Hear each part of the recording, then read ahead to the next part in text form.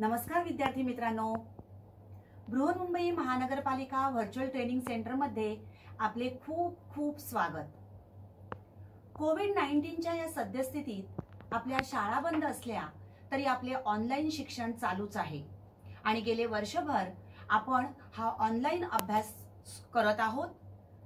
त्यासाठी आपली शिक्षणाची गती कमी होऊ नये म्हणून बृहन्मुंबई महानगरपालिका व्हर्च्युअल ट्रेनिंग सेंटरच्या माध्यमातून काही व्हिडिओंची निर्मिती करण्यात आलेली आहे।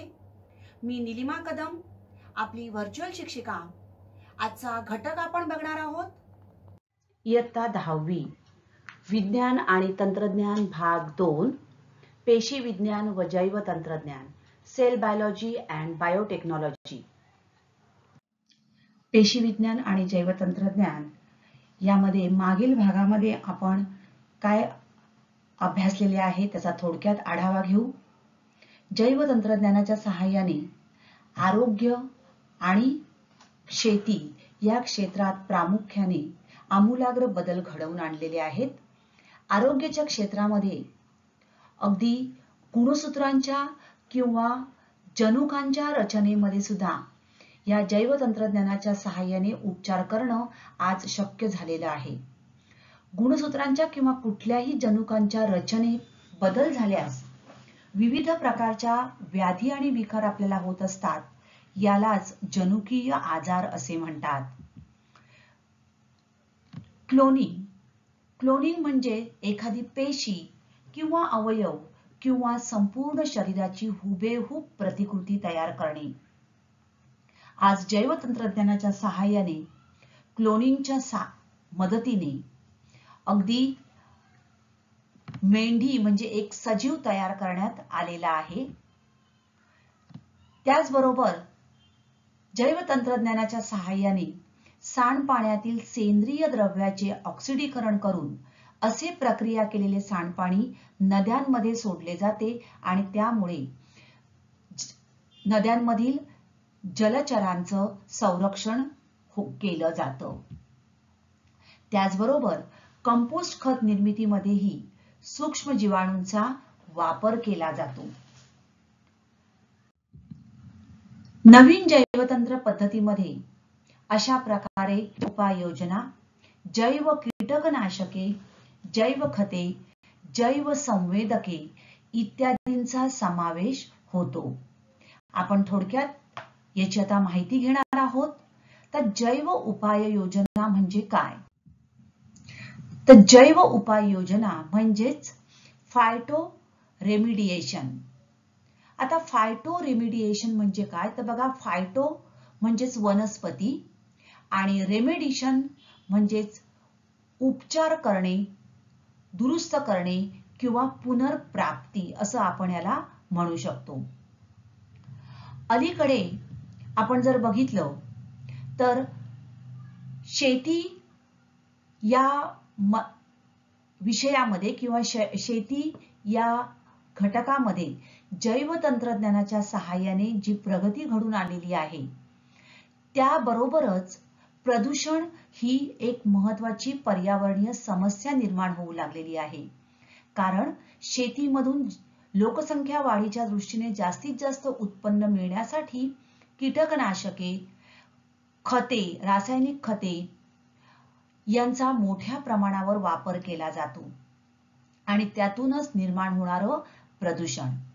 तर मातीमध्ये ज्या वेळेला अशा प्रकारे कीटकनाशक, खते यांचा मोठ्या प्रमाणावर वापर केला जातो त्यावेळेला जड धातूचं प्रदूषण म्हणजे जड धातू हे मातीमध्ये मिक्स होतात आणि त्या धातूंमुळे माती दूषित होणे हे प्रदूषण होतं। त्याचबरोबर त्याचाच परिणाम म्हणजेच वन्यजीव आणि मानवी जीवनावरही होतो। पारंपरिक अशा भौतिक आणि रासायनिक पद्धतींचा वापर करून या प्रदूषणाच्या समस्येचं निराकरण करणं हे खूप खर्चिक आहे। त्याचबरोबर यासाठी खूप वेळही लागणार आहे।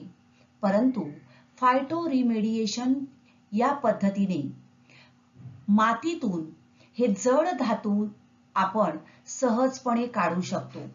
तर फायटो रिमेडिएशन म्हणजेच काय? जड धातूचे शोषण आणि वनस्पतींचे मूळ आणि जड धातू जे आहेत हे जड धातू वनस्पतींच्या मुळामध्ये आणि खोडामध्ये जमा करणे. तर या तंत्रज्ञानाद्वारे वनस्पतींचा वापर करून सेंद्रिय आणि अजैविक पदार्थ दूषित क्षेत्रामधून काढले जाऊ शकतात. आता फायटो रेमेडिएशन हे तंत्रज्ञान धोकादायक अशी दूषित माती, हवा, पाणी इत्यादी स्वच्छ करण्यासाठी जिवंत वनस्पतींचा वापर करते.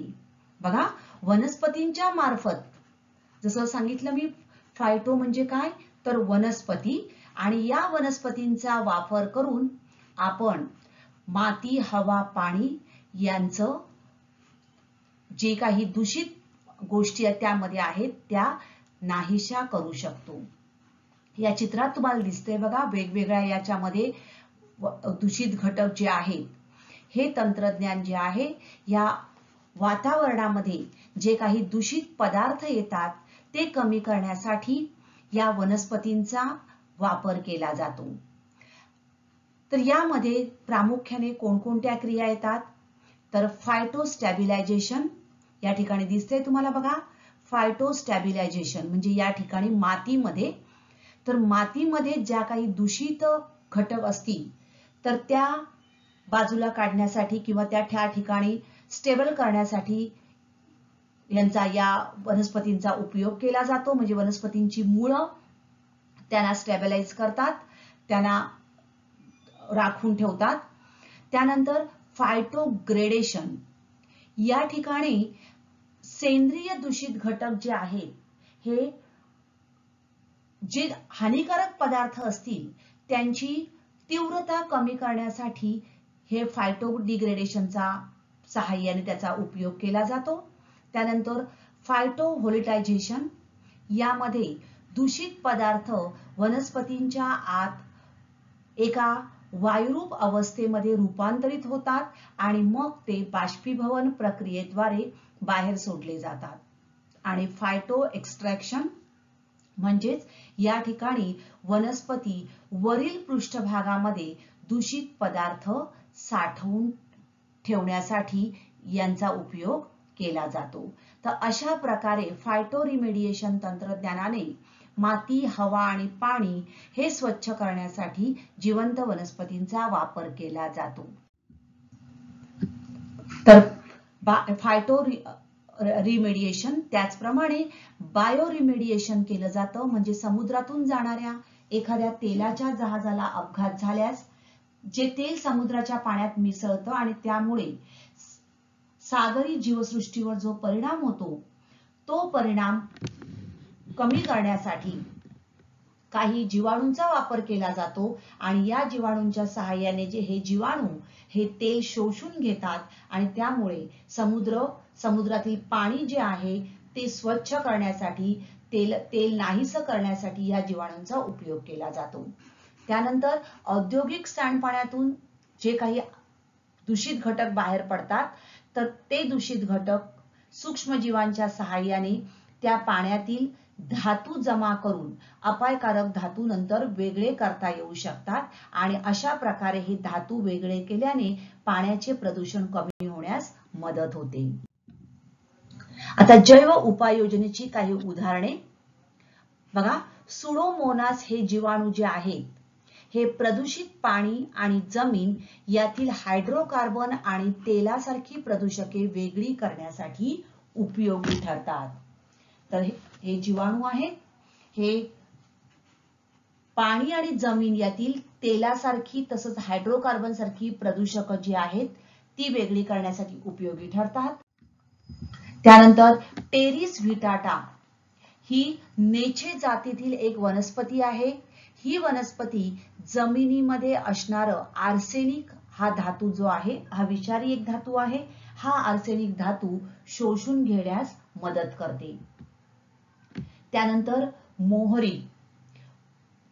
जनुकीय दृष्ट्या उन्नत अशी मोहरीची एक जात ही सेलेनियम खनिज जमिनीतील सेलेनियम हे खनिज जर मिक्स झालं असेल तर ते शोषून घेण्यास मदत करते. सूर्यफूल हे युरेनियम आणि आर्सेनिक शोषून घेऊ शकते. तर ही झाली जैव उपाययोजनेची काही उदाहरणे. त्याचबरोबर अजून काही उदाहरणं आपण बघूया. डिनोकोकस रेडिओडरन्स हे जे जीवाणू आहेत हे किरणोत्सार प्रतिकारक असे जीवाणू आहेत. त्यांच्यामध्ये काही जनुकीय बदल केले आहेत आणि त्यांच्या सहाय्याने अणुकचऱ्यातील किरणोत्सार शोषून घेण्यासाठी त्यांचा उपयोग केला जातो. त्यानंतर अल्फाल्फा गवत, तीन पाती गवत आणि राय गवत यासारख्या गवतांचा उपयोग हा वनस्पती द्वारा विविध उपाययोजनेसाठी केला जातो. तर अशा प्रकारे वनस्पतींच्या सहाय्याने माती, जमीन आणि पाणी यातील प्रदूषण कमी करण्यासाठी या वनस्पतींचा जिवंत वनस्पतींचा उपयोग केला जातो. त्यानंतर अन्न जैवतंत्र आपण मागच्या पाठामध्ये बघितलेला आहे. पाव, चीज, बटर, बियर, दही यासारख्या अन्न पदार्थांची निर्मिती ही सूक्ष्मजीवांच्या मदतीने केली जाते. तर जैव तंत्रज्ञानाचा अजून एक उपयोग म्हणजेच मोठ्या प्रमाणावर केला जातो तो म्हणजे गुन्हे निदान शास्त्रामध्ये या तंत्रज्ञानाचा उपयोग. तो कशा प्रकारे केला जातो तर डीएनए फिंगरप्रिंटिंग. विद्यार्थी मित्रांनो, प्रत्येक व्यक्तीच्या हाताचे ठसे हे निरनिराळे आणि ठराविकच असतात. बघा, आधार कार्डसाठी काय घेतलेलं आहे? आपल्या हाताचे ठसे. तर कोणत्याही दोन व्यक्तींच्या हाताचे ठसे हे सारखे असू शकत नाहीत. त्यामुळेच कोणत्याही व्यक्तीच्या या हाताच्या ठस्यावरून त्या व्यक्तीची ओळख पटविणे शक्य होते. त्याचप्रमाणे प्रत्येकाच्या डीएनए रेणूतील न्यूक्लियोटाइडची रचना ही ठराविकच असते आणि म्हणूनच कोणत्याही व्यक्तीच्या उपलब्ध डीएनए वरून त्या व्यक्तीची ओळख पटविणे शक्य होते. या पद्धतीला डीएनए फिंगरप्रिंटिंग असे म्हणतात. तर बघा, हाताचे ठसे हे प्रत्येकाचे वेगवेगळे असतात, युनिक असतात. आता या तंत्राचा मुख्य वापर हा गुन्हे निदान शास्त्रामध्ये केला जातो, कारण या ठिकाणी असणारे हे जे हाताचे ठसे आहेत, ही जी रचना आहे ही त्या डीएनएतील न्यूक्लियोटाइड रचनेवर अवलंबून असते. आणि या तंत्राचा हा मुख्य वापर फॉरेन्सिक सायन्स म्हणजेच गुन्हे निदान शास्त्रामध्ये केला जातो. त्याचप्रमाणे बालकाच्या अचूक पालकांची ओळख पटवण्यासाठी आई, वडील आणि बालक या तिघांच्याही डीएनएच्या नमुन्यांची तपासणी करण्यात येते. तर थोडक्यात डीएनए फिंगरप्रिंटिंग मध्ये जैव तंत्रज्ञानाचं खूप महत्व आहे. त्यानंतर आपण येणार आहोत कृषी क्षेत्र. कृषी क्षेत्रामध्ये सुद्धा जैव तंत्रज्ञानाचा खूप मोठा उपयोग झालेला आहे. या कृषी विकासातील जैव तंत्रज्ञानामुळे असलेले हे महत्त्वाचे टप्पे बघा वेगवेगळे आहेत. हरित क्रांती, धवल क्रांती, नील क्रांती, पीत क्रांती, लाल क्रांती, रजत क्रांती, सुवर्ण क्रांती आणि गोल क्रांती. तर हरित क्रांती म्हणजे अन्नधान्य उत्पादन, धवल क्रांती म्हणजेच दूध उत्पादनात वाढ, नील क्रांती मत्स्योत्पादनात वाढ, पीत क्रांती म्हणजे तेलबिया, लाल क्रांती म्हणजे मांस उत्पादन, रजत क्रांती अंडी उत्पादन, सुवर्ण क्रांती फळ उत्पादन आणि गोल क्रांती म्हणजे बटाटा उत्पादन. आता हरित क्रांती. हरित क्रांती म्हणजेच काय? Green revolution. आता या हरित क्रांतीमध्ये कशा प्रकारे जैवतंत्रज्ञानाचा उपयोग केला जातो याबाबत आपण माहिती घेतलेली आहे. थोडंसं अजून आपण जाणून घेऊया. तर विविध पद्धती वापरून कमी शेत जमिनीत जास्तीत जास्त धान्योत्पादन करण्याच्या पद्धतीला हरित क्रांती असे म्हणतात. A large increase in food production in developed and developing countries achieved by using modern agricultural techniques. Tractor, पाणी पुरवठा करण्याच्या वेगवेगळ्या पद्धती, ठिबक सिंचन, तुषार सिंचन यासारख्या पद्धती, संकरित बियाणे यासारख्या पद्धतींचा उपयोग करून गहू, तांदूळ यांची सुधारित अशी जात म्हणजेच बियाणं तयार केलं गेलं. खते व कीटकनाशकांचा योग्य वापर आणि व्यवस्थापन या सर्व गोष्टींमुळे अन्नधान्यामध्ये वाढ होऊन फार मोठी जनसंख्या उपासमारीतून वाचू शकली. तर थोडक्यात हरित क्रांती म्हणजेच धान्योत्पादनात होणारी वाढ. तर हरित क्रांती म्हणजेच धान्योत्पादनात झालेली वाढ. भारतातील हरित क्रांतीचे जनक डॉक्टर M.S. स्वामीनाथन हे आहेत. तसेच अमेरिकेमध्ये डॉक्टर नॉर्मन बोरलॉग यांनी हरित क्रांती घडवून आणली. हरित क्रांतीच्या अगोदर आपल्या देशात या अफाट लोकसंख्येला पुरवठा येईल इतके अन्नधान्य उपलब्ध नव्हते. परंतु आज आपण या हरित क्रांतीच्या सहाय्याने उपलब्ध जे पिकं आहेत ही पिकं आपल्या लोकसंख्येला पुरवून आपण ती निर्यातही करू शकत आहोत. आता यासाठी अशा प्रकारे हे नवीन नवीन संशोधन करण्यासाठी विविध संशोधन संस्था आहेत. त्यापैकी सगळ्यात पहिली आहे भारतीय कृषी संशोधन संस्था दिल्ली. तर शेतीविषयी संशोधन करणारी भारतातील ही एक प्रमुख संस्था आहे. आयकार इंडियन ॲग्रिकल्चरल रिसर्च इन्स्टिट्यूट, भारतीय कृषी अनुसंधान संस्था आणि ही संस्था पुसा इन्स्टिट्यूट या नावाने किंवा IARI या अध्याक्षराने ओळखली जाते. पुढची दुसरी आहे लिंबू वर्गीय राष्ट्रीय संशोधन केंद्र नागपूर येथे आहे. तर या संस्थेने नागपुरी संत्र्याची नवी बियाणं जे आहे ते शोधून काढलेलं आहे. पुढचे आहे राष्ट्रीय डाळिंब संशोधन संस्था सोलापूर. या ठिकाणी ही संस्था आहे आणि डाळिंबाविषयी अधिक संशोधन करून गुणवत्तापूर्ण अशी डाळिंब या ठिकाणी कशा प्रकारे निर्माण करता येईल याविषयी संशोधन केलं जातं. भारतीय विज्ञान संस्था इंडियन इन्स्टिट्यूट ऑफ सायन्स ही एक संस्था आहे. तर अशा प्रकारे या विविध संस्थांमध्ये विविध पिकांच्या नवनवीन प्रजाती संशोधनाच्या माध्यमातून निर्माण केल्या जातात आणि त्या आधारे गुणवत्तापूर्ण अशी फळं पिकं उपलब्ध होऊ शकतात. पुढचा कृषी विकासातील महत्त्वाचा टप्पा म्हणजे श्वेत क्रांती, व्हाईट रिव्होल्यूशन.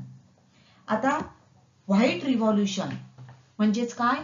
दुग्ध उत्पादनात झालेली वाढ. तर श्वेत क्रांती ही भारत सरकारने 1970 साली भारतातील गरीब शेतकऱ्यांना रोजगार उपलब्ध करून देण्यासाठी आणि आर्थिकदृष्ट्या सक्षम करण्यासाठी एक उचललेलं पाऊल आहे. काही वर्षापूर्वी आपल्या देशात दुधाचा आणि दुग्धोत्पादनाचा तुटवडा भासत असे. काही भागामध्ये हे दूध मोठ्या प्रमाणावर उत्पन्न होतं परंतु ते देशातल्या इतर ग्राहकांपर्यंत पोहोचू शकत नव्हतं. त्यासाठी डॉक्टर वर्गीस कुरियन त्यांना father of the white revolution of India असं म्हटलं जातं. त्यांनी ऑपरेशन फ्लड या नावाने ओळखली जाणारी ही भारतातील श्वेतक्रांती 1970च्या दशकात सुरू केली आणि जणू त्यांनी ही दूध गंगा सुरू केली आणि त्यासाठी त्यांनी जैवतंत्रज्ञानाची मदत घेतली. डॉक्टर वर्गीस कुरियन हे भारतातील श्वेतक्रांतीचे जनक म्हणून ओळखले जातात. तर डॉक्टर वर्गीस कुरियन यांनी आणंद या ठिकाणी गुजरात राज्यातील आणंद येथे यांनी ही दुग्धोत्पादनाची चळवळ सुरू केली आणि या ठिकाणी मिल्क ग्रिड तयार करणे हा या कार्यक्रमाचा मुख्य उद्देश होता. दुग्धजन्य पदार्थ व दूध यांच्या गुणवत्तेवर नियंत्रण ठेवणे, नव्या उत्पादनांचा शोध आणि दुग्धजन्य पदार्थांचे योग्य परिरक्षण करणे यासारख्या पद्धती त्यांनी अवलंबल्या आणि दूध आणि दुग्धजन्य पदार्थाच्या सर्वात मोठ्या उत्पादकांपैकी भारताला एक त्यांनी बनवलं आणि म्हणूनच भारताची ही एक श्वेतक्रांती असं म्हणतात. त्यामुळे दूध व्यापारी आणि व्यापाऱ्यांचा गैरव्यवहार कमी होण्यास मदत झाली. अमूल म्हणजेच आनंद मिल्क युनियन लिमिटेड हे नाव आज आंतरराष्ट्रीय पातळीवर घेतलं जातं. पुढचा टप्पा आहे नील क्रांती म्हणजेच ब्ल्यू रिव्होल्यूशन. आता नील क्रांती म्हणजेच मत्स्य शेतीच्या माध्यमातून सागरी आणि गोड्या पाण्यातील खाद्य प्रजातींची कृत्रिमरित्या पैदास करणे म्हणजेच नील क्रांती होय. भारत सरकारने नील क्रांती मिशन 2016 NKM 16 या कार्यक्रमाद्वारे मत्स्य व्यवसायास अधिक प्रोत्साहन देऊन उत्पादन वाढीसाठी प्रयत्न केलेले आहेत. तर ब्ल्यू रिव्होल्यूशन तर वेगवेगळ्या प्रकारच्या गोड्या पाण्यातील आणि सागरी पाण्यातील मासे त्याची प्रजाती वेगवेगळ्या प्रजाती घेऊन त्यांची पैदास केली जाते. तर नील क्रांती म्हणजेच पाण्याचा वापर करून उपयोगी अशा माशांची किंवा जीवांची निर्मिती करणे. तर हिरालाल चौधरी आणि डॉक्टर अरुण कृष्णनन हे निळ्या क्रांतीचे जनक म्हणून ओळखले जातात. तर नील क्रांती म्हणजेच मत्स्य शेतीच्या माध्यमातून विविध प्रजातींची कृत्रिमरित्या पैदास करणे. तर यामध्ये देशाची आर्थिक समृद्धी आणि मच्छीमार शेतकऱ्यांची आर्थिक समृद्धी साध्य केली जाते आणि त्यासाठी जैव तंत्रज्ञानाच्या सहाय्याने मत्स्य विकासासाठी उपयुक्त अशा जलस्रोतांचा पूर्णपणे संभाव्य वापर करून त्यांची अन्न आणि पोषण सुरक्षा त्याच्यामध्ये होणारं योगदान यावर अभ्यास केला जातो. आणि यामुळेच रोहू, कटला हे गोड्या पाण्यातील मासे तसेच कोळंबी, शेवंड यासारखे खाऱ्या पाण्यातील उत्पादनं ही आज मोठ्या प्रमाणावर घेतली जाऊ लागलेली आहेत. आता जैव तंत्रज्ञानाच्या सहाय्याने विविध प्रकारची खतं सुद्धा निर्माण केलेली आहेत. खतांचे प्रामुख्याने 2 प्रकार पडतात, सेंद्रिय आणि रासायनिक. हरित क्रांती झाली आणि हरित क्रांतीमध्ये मोठ्या प्रमाणावर जास्त उत्पादन घेण्यासाठी या खतांचा वापर केला जाऊ लागला आणि त्यासाठी सेंद्रिय आणि रासायनिक ही 2 प्रकारची खतं वापरली जाऊ लागली. सेंद्रिय खते म्हणजेच काय तर ऑर्गॅनिक फर्टिलायझर्स. तर या खतांच्या वापराने जमिनीची पाणी धरून ठेवण्याची क्षमता वाढते. त्याचबरोबर ह्युमस निर्मितीमुळे आवश्यक असा जमिनीचा थर निर्माण होतो, कारण जमिनीचा थर तयार होण्यास हजारो वर्ष लागतात. आणि इनऑर्गॅनिक म्हणजेच रासायनिक खते जी आहेत या रासायनिक खतांच्या वापराने जमिनी या नापीक होतात आणि म्हणून आज सेंद्रिय खतं जी आहेत ती मोठ्या प्रमाणावर वापरली जाऊ लागलेली आहेत. आता सेंद्रिय खते म्हणजे कोणती? तर गांडूळ खत. तर या खतामध्ये गांडुळाची विष्ठा, नैसर्गिकरित्या कुजलेले पदार्थ म्हणजेच ओला कचरा, अनेक अशा उपयुक्त जीवाणूंचा समावेश यामध्ये असतो आणि त्यातून हे गांडूळ खत तयार होतं. त्यानंतर माशाचे खत.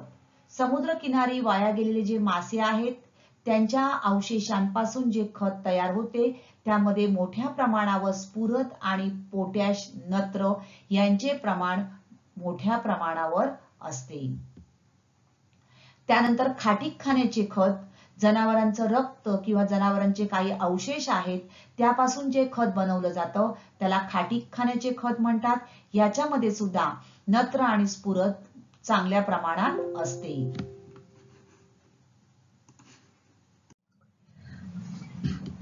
तर सेंद्रिय खते म्हणजेच ऑर्गॅनिक फर्टिलायझर्स यांच्यामधून नायट्रोजन, फॉस्फरस आणि पोटॅशियम हे आवश्यक जे घटक आहेत, पिकांच्या वाढीसाठी आवश्यक असलेले हे घटक पिकांसाठी उपलब्ध होऊ शकतात.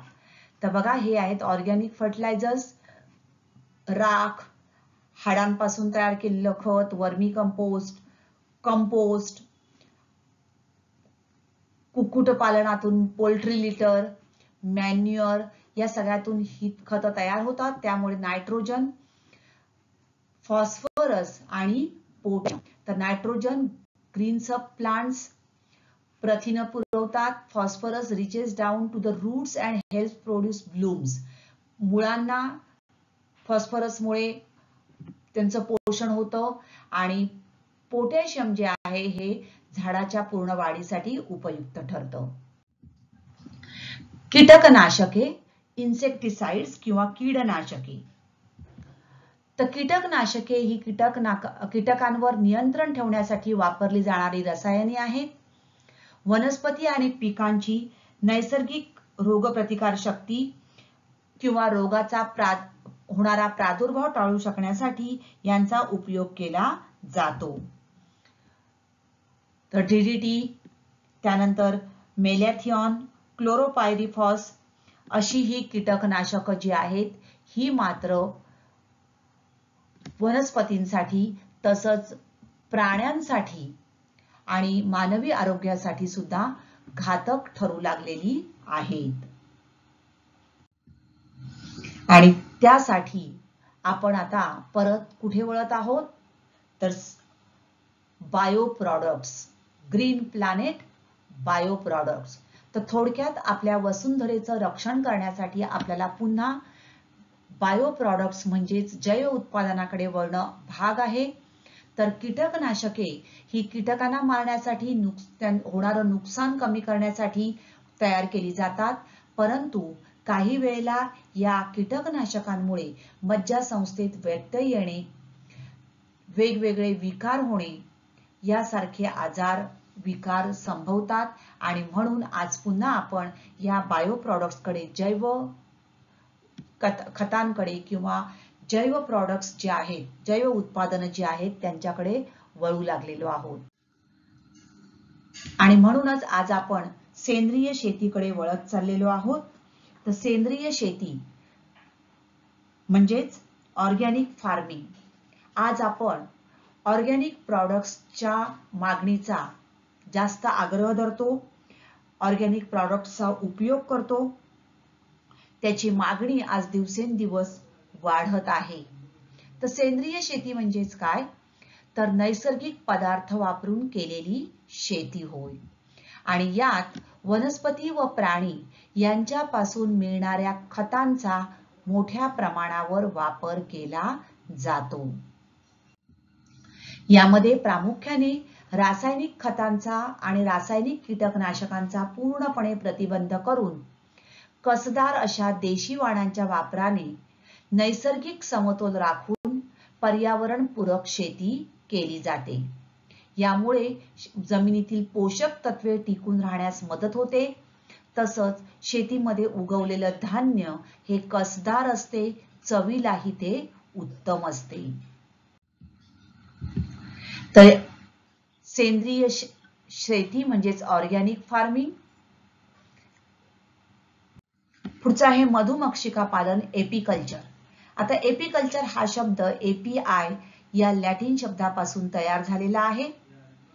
यामध्ये प्रामुख्याने मधमाशांचं पालन केलं जातं, त्यांची काळजी घेतली जाते. आता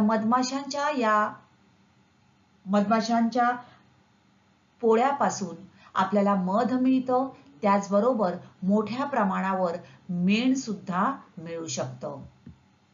तर आधुनिक वैज्ञानिक आणि व्यावसायिक पद्धतींचा वापर करून मध आणि मधमाशांच्या पोळ्यापासून निर्माण होणारं मेण याच्या निर्मितीसाठी एपिकल्चर हे वापरलं जातं.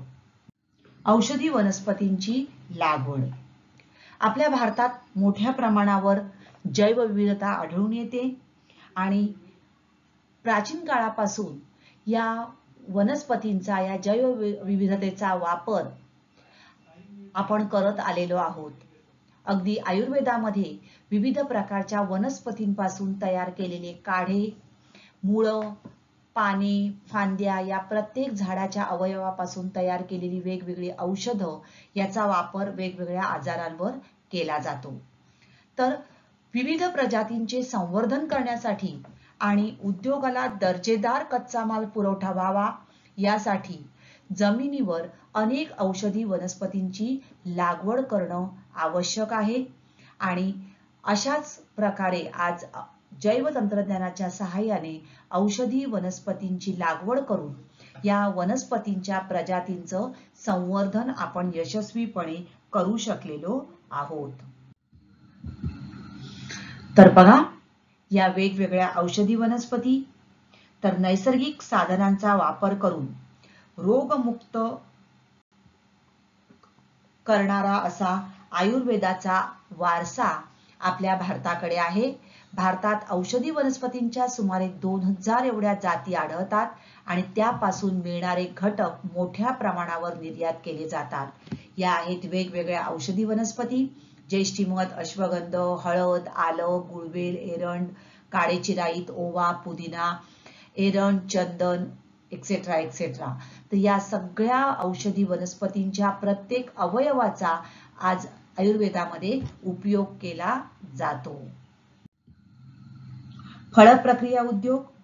फळापासून बनविलेली अनेक प्रकारची उत्पादनं आपण दैनंदिन जीवनात वापरत असतो. तर चॉकलेट, सरबते, जाम, जेली असे अनेकविध स्वादिष्ट पदार्थ या फळांवर प्रक्रिया करून तयार केले जातात. आणि फळ हा नाशिवंत माल आहे, परंतु त्यावर प्रक्रिया करून तो वर्षभर वापरता येऊ शकेल अशा विविध प्रकारामध्ये त्याचं रूपांतर केलं जातं. वाळवणे, खारवणे, साखर घालणे, आटवणे, हवा बंद करणे अशा विविध प्रकारे ही फळं टिकवली जातात आणि त्याचा संपूर्ण किंवा पुढील काळामध्ये वर्षभर, अजून पुढे काही कालावधीपर्यंत याचा उपयोग केला जाऊ शकतो. तर थोडक्यात आपण आज काय शिकलो बघा. जैवतंत्रज्ञान. या जैवतंत्रज्ञानाचे नेमके फायदे कोणकोणत्या क्षेत्रात आहेत हे आपण या पाठामध्ये शिकलेलो आहोत. एक नजर टाकूया. सगळ्यात पहिला घटक म्हणजेच कृषी उत्पादनात वाढ. जैवतंत्रज्ञानाच्या सहाय्याने कृषी उत्पादनात मोठ्या प्रमाणावर वाढ झालेली आहे. त्याची गुणवत्ता, विविध प्रकार, विविध प्रजाती या आपण निर्माण करू शकलेलो आहोत. पशुसंवर्धन. जास्त उत्पादन मिळणं, गुणवत्ता सुधारणं हे शक्य झालेलं आहे. मानवी आरोग्य. मानवी आरोग्याच्या दृष्टीने जैवतंत्रज्ञान हे एक आपल्याला वरदानच ठरलेलं आहे. लसी आणि खाद्य लसी. DNA fingerprinting. याचा DNA फिंगरप्रिंटिंगचा गुन्हे निदान शास्त्रामध्ये उपयोग केला जातो. त्यानंतर जनुकीय उपचारामध्ये जैवतंत्रज्ञानाचा उपयोग केला जातो. पर्यावरणासाठी उपचार जे आहेत म्हणजे जिवंत वनस्पतींचा वापर करून पर्यावरण आपण जे दूषित होत आहेत त्यामध्ये सुधारणा करण्यासाठी जैवतंत्रज्ञानाचा उपयोग केला जाऊ शकतो. आणि नवीन पिकांची वाढी, संकरित बियाणे यामुळे सुद्धा कृषी उत्पादनात वाढ होऊ शकते. तर अशा प्रकारे जैवतंत्रज्ञानाच्या सहाय्याने आपण आज संपूर्ण मानवी आरोग्य आणि त्याचबरोबर पर्यावरण, कृषी या सर्व क्षेत्रामध्ये प्रगती करू शकलेलो आहोत. तर आता आपण इथेच थांबणार आहोत. असेच व्हिडिओ पाहण्यासाठी या चॅनलला सबस्क्राईब करा. थँक्यू. तर आजचा घटक आवडला ना? अशीच माहिती मिळवण्यासाठी या चॅनलला सबस्क्राईब करा आणि हे व्हिडिओ पुन्हा पुन्हा पहा. पुन्हा भेटणार आहोत पुढच्या भागात. थँक्यू.